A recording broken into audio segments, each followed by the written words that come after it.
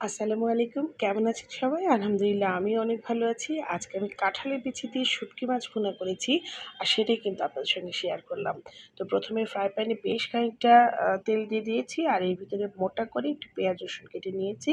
সঙ্গে দিয়ে দিয়েছি ১ চা চামচ আদা বাটা আর পরিমাণ মতো লবণ দিয়ে পেঁয়াজটা একটু ভেজে নিলাম ভালো করে।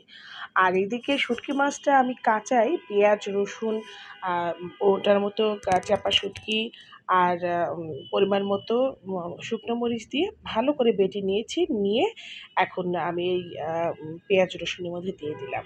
আর সঙ্গে দিয়েছি ১ চা চামচ হলুদের গুঁড়া আর 1/2 চা চামচ ধনিয়া গুঁড়া দিয়ে মশলাটা ১০ মিনিটের মতো অল্প, অল্প গরম পানি দিয়ে খুব ভালো করে কষিয়ে নিয়েছি, হ্যাঁ?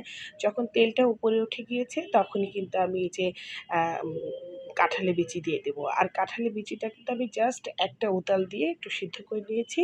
এভাবে ৪ ফালি করে কেটে নিয়েছি। নিয়ে এখন এই শুঁটকি মাছের মধ্যেই কিন্তু কাঁঠালের বিচিটা একদম সুন্দর করে ভুনা করব, হ্যাঁ? তো এখানে আমি গরম পানিটাই সব ব্যবহার করেছি। আর একটু ঢাকা দিয়ে, দিয়ে ভালো করে রান্না করেছি। এর ভিতরে আর কোনো মসলা কিছু দেওয়ার নেই। একটু পানি দিয়ে বারবার ঢাকা দিয়ে আস্তে একটু মানে চুলার জালটা আস্তে রেখে আমি বেশ একটু সময় নিয়ে রান্নাটা করেছি।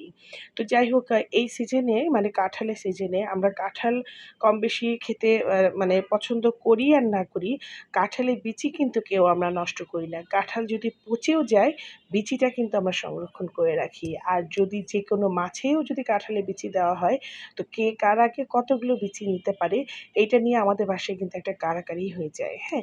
তো সবাই এত পছন্দ করে। তো আমার মনে হয় আমার মতো প্রত্যেকটা বাসায়ই এরকম মানে কাঁঠালের বিচি আ পছন্দের লোক আছেই। তো যাই হোক আমার রেসিপিটা ভালো লাগলে অবশ্যই লাইক কমেন্ট শেয়ার করবেন। আল্লাহ হাফেজ।